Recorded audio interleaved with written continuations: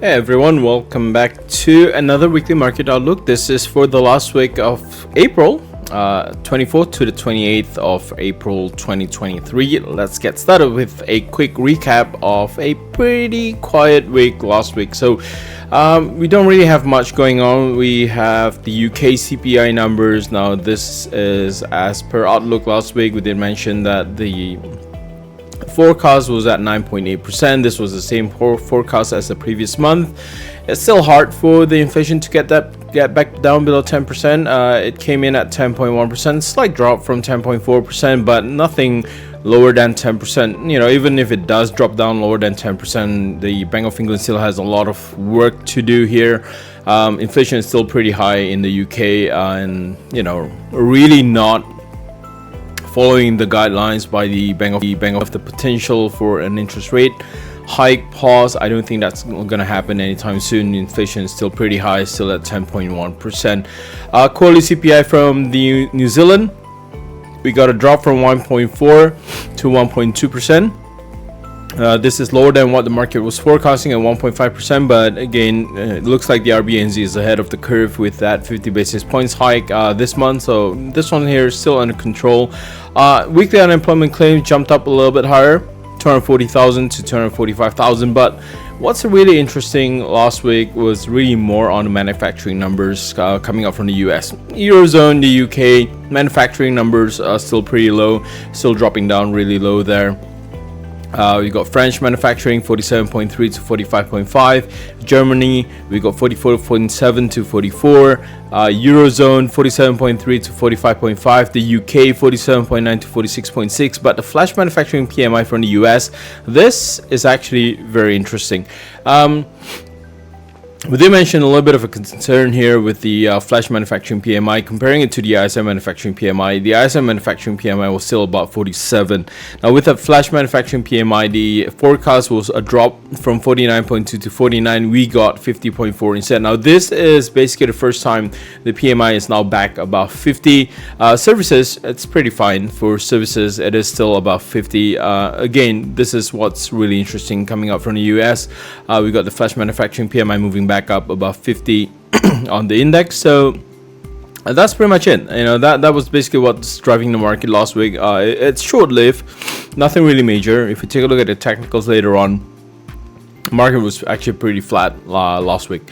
All right, so this week we've got the Anzac holidays on Anzac Day for New Zealand and Australia. Right. Other than that, we are going to continue with the Australian CPI numbers for tomorrow. Forecast was dropped from 6.8% to 6.5%. We'll be focusing a lot more on the year-on-year CPI, as well as the trim-in CPI, or pretty much the core CPI, quarterly core CPI. Both of them expected to drop down. Headline inflation 6.8 to 6.5%. Trim-in CPI 1.7 to 1.4%. We've got the US advanced GDP numbers, again expecting a little bit of a drop here for the quarterly numbers. 2.6, a drop down to 2%. We might actually get a slightly higher number, maybe at 2.2%. for the advanced GDP number. So this one here could be more of a surprise to the upside, so just keep that in mind. Other than that, main focus for this week would actually be on the Bank of Japan. So if you're going to be trading this week, I think the most activities that you're going to be looking at this week is actually not from the US dollar, it's actually going to be from the Japanese yen crosses. Bank of Japan, this one here, this is going to be the first meeting that's being led by Governor Ueda, which is the new Bank of Japan governor. We don't know what the stance is going to be, although he does keep mentioning that they're going to keep the YCC, they're going to keep the ultra easy monetary policy. But again, if there's any surprises to the upside, it would be more on the removal of the YCC. So right now, market is actually pricing in that the Bank of Japan is not going to do anything drastic at this point in time. So we are looking at the Japanese yen crosses starting to weaken at the beginning of the week. So this might be the case until leading up to that Friday monetary policy meeting from the Bank of Japan. Okay, so this one here, be mindful a little bit. This is going to be out early in Asia session, so any surprises to any tweaks from the YCC, that would pretty much set in stone how the Bank of Japan is going to move forward. Again, this is a transition that's just happened. Not really quite sure if Ueda is going to start moving on tightening the monetary policy. So this one here, it's really up in the air, right? But again, Bank of Japan's, from what they've been saying ever since the start of this week, is really more on a stable currency market. But again, anything can happen. Just do note, if they remove the YCC, that's going to send the yen stronger. That's going to push the euro yen, the sterling yen, the dollar yen down. If they leave the YCC intact, no adjustment to the bands, they leave it at 50 basis points, then that's going to weaken the Japanese yen. That's going to send the euro yen, the sterling yen, the dollar yen a little bit higher. Okay, and then just to wrap up for the week, we've got the personal consumption expenditure. This is going to be the last data that the FOMC is going to take a look at. Not this week, but next week. We've got the FOMC, ECB, and the NFP all in the same week. We are expecting the FOMC to hike by 25 basis points, the ECB between 25 to 50 basis points, and then we have the NFP numbers as well. So I think major movements are not going to happen this week. They are likely going to happen at the beginning of May. So this is going to be the final week for April. This is likely going to be a quiet one. If you are going to be looking for more volatility in what you're going to be trading, then look at Japanese yen crosses, because that's what's going to move this week. All right, so let's take a look at the dollar index first. We have seen the dollar index being supported at 180. That was from last week. We've seen dollar index push back up to 102, and then right now it basically is back below 101.50. It's really hard for to take a look at from the current market condition on the dollar index if the trend is likely going to continue to the downside or not. But in terms of momentum, yes, we do have a little bit of a shift to the momentum. It's still heavily weighted to the downside, so any break below 182, that could send the euro and the pounds a little bit higher, and that's going to push down on the dollar itself. However, don't put this into comparison directly with the dollar Japanese yen, because the dollar Japanese yen, it's going to be a little bit unique because of the what the Bank of Japan is expected to do or not to do this week. So that's likely going to move independently. So we could see the dollar index go down, and we could still see the dollar Japanese yen push up higher. All right, next up is the Aussie USD. This one here is a little bit flat. If you can take a look at the market here, it's basically just trapped between 67.50 to 67 cents. We're not really anticipating a lot of upside movement at this point in time. There is that strong rejection coming out from the Ichimoku cloud. We are basically just straddling the Ichimoku cloud as a resistance at this point in time. Really anticipating a little bit more pressure to the downside. So if we lose that 66.50, then we really anticipate a little bit more of a drop towards 66, 65.50, and then 65 cents on the Aussie USD. So overall, for this one here, still a little bit bearish. Next up is the Euro USD. Euro USD has basically just gathered up enough momentum at this point in time. We don't actually see that. We would consider that correction towards 1.0850, 1.09 to be completed last week. Right now, price is just facing a little bit of resistance at 1.11.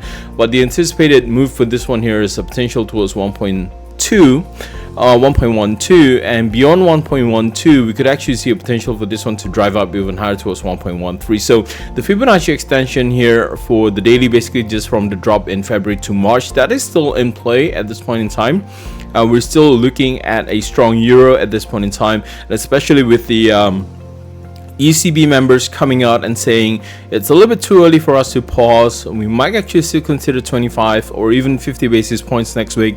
So this is still really driving up the euro, and that's really pushing the euro up higher at this point in time. The pound USD here a little bit pressured, right? It is stronger against the USD, but it is currently pressured by the euro itself.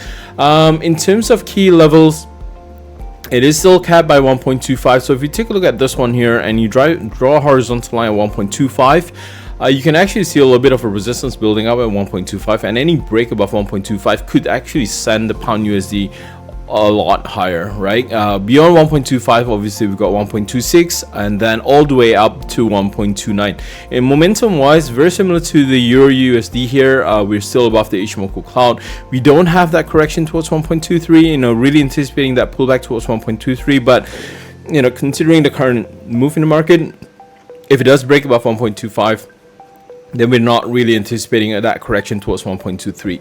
On any rejection from 1.25, then yes, that's where we anticipate that pullback towards 1.23. But either way, this is still in a very strong uptrend. Momentum just turned around this week, at the start of this week, so we might actually see this one here get lifted up again. So a very different case compared to the Aussie USD and the New Zealand USD. All right, the dollar Japanese yen. Okay, so let's talk about the dollar Japanese yen. So we have that 134.50 as a resistance, and that's still going to be the case for the dollar Japanese yen. However, something has happened with the dollar Japanese yen. We have actually transitioned outside of the Ichimoku cloud, so technically this is above the Ichimoku cloud. Therefore, we're going to be looking at support, coming in at 133.50, 132.50. Obviously, as a resistance, we still need to break 134.50, and beyond 134.50, this is likely going to be a staggered push higher. We got 135, 136, 136.50, and then 137 before ultimately being capped by 138. Momentum wise, this one here is actually not overbought as of yet, because the stochastics on the daily is still above the 80 level. So as I said, with the dollar index, if the euro USD and the pound USD get lifted up, the dollar get pressured. The dollar Japanese yen might move differently. This is dependent on what the Bank of Japan does. Okay, so if Bank of Japan does nothing to the current monetary policy, then this could actually push the dollar Japanese yen higher as well. But if they tweak the YCC or remove the YCC, then yeah, we're likely going to see that rejection happen for the dollar Japanese yen. We might actually see that transition back below 132.50 for the dollar Japanese yen. So this one here is about 50-50, but looking at the current condition, this one here has transitioned above the Ichimoku cloud. So that would be something to be considered about. And again, any break above 134.50, we mentioned this before, there's actually not a lot of resistance until about 137, so we could actually see a little bit more of a staggered push higher for the dollar Japanese yen. All right, next up, it's oil. So for oil, we talk about demands for oil at 82 or at 76 to 78. Now we've got both, all right? Post CPI, US CPI, we got that break above 82. Market pullback on stronger dollar. But it actually has found that buyers around 76 to 78. So this one is currently propped up. And if we take a look at the stochastics here, momentum still points to the downside, but price is currently being propped up at about 76 to 78. So we do see buyers coming in. Now, if this one here transition above the 79.80 level, then we're likely going to be seeing further continuation to the upside for US oil. We might see that 82 level again, and then at 82, we might get buyers back in again for US oil. So that could actually drive price even higher. So right now for the US oil, the current situation is this is above the Ichimoku cloud. We are far away from that thin Ichimoku cloud that was really more of a concern at the beginning of April, for the first 2 weeks of April. We are really far from that, and any pullback towards the Ichimoku cloud, that's 72, 73, that's still going to be considered as a potential uptrend for the US oil. But I think what really mattered, we anticipated demand to come in at 76 to 78. All that happened basically on Friday and Monday. So for oil, this is currently propped up pretty well. All right, finally, gold. This one here is still a huge concern. We're just really hovering in and out of that 2000 level. The stochastic is easing off a little bit, so this might be a little bit of an indication that buyers are actually still in control. Momentum could switch anytime to the upside. In terms of Key resistance is going to be 2,000. Are we going to surpass 2,000? If surpass 2,000, what's next for gold? At this point, take a look at the resistances. We've got resistance 1 at 2008, and 2 at 2034. Resistance 3 2050. That's basically capping it at about 1.8% of the daily extension. That is still going to be lower than historical high at 2074.98, or basically 2007. So we don't actually have a lot of data drivers unless next week the FOMC decides pause interest rate hike. That's going to send gold soaring even higher, but we're not really anticipating that move at this point in time this week.